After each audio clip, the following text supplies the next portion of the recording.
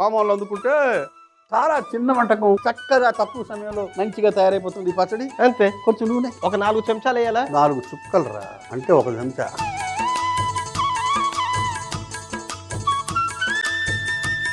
ఆ సామాన్లు ఇచ్చినప్పుడు పూర్తిగా ఇవ్వాలని తెలియదు. ఆ పెరుగు అందుకో, ఆ పుదీనా అందుకో, అక్కడే పెట్టు. ఇట్రా అసలే పుదీనా పెరుగు పచ్చడి.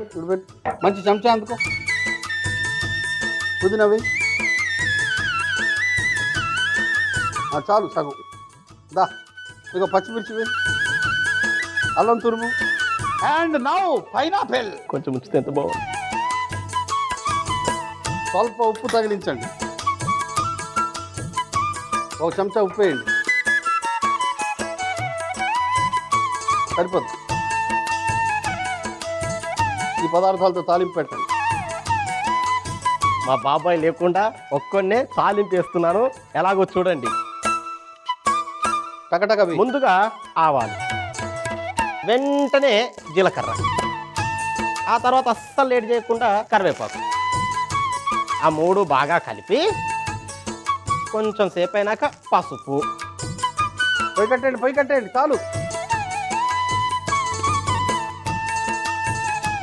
వేసేయండి ఆ పోపు. ఇప్పుడు ఈ వేడి వేడి పోపుని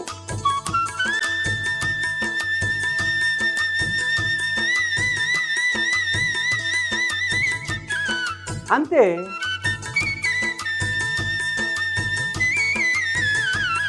అందులోకి మార్చు.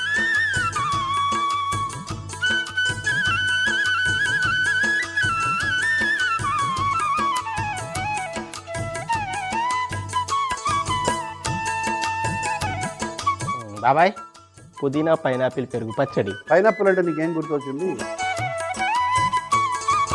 పెరుగు మిశ్రమంలో పుదీనా, పచ్చిమిర్చి, అల్లం తురుము, పైనాపిల్ ముక్కలు, ఉప్పు వేసి బాగా కలిపి పక్కన పెట్టుకోవాలి. వేపుడు మూకుడులో నూనె వేసి వేడెక్కిన తర్వాత ఆవాలు, జీలకర్ర, కరివేపాకు, పసుపు వేసి తాలింపు తయారు చేసుకుని ముందుగా తయారు చేసి పెట్టుకున్న పెరుగు మిశ్రమంలో వేసి బాగా కలుపుకొని ఒక గిన్నెలోకి తీసుకుంటే పుదీనా పైనాపిల్ పెరుగు పచ్చడి రెడీ.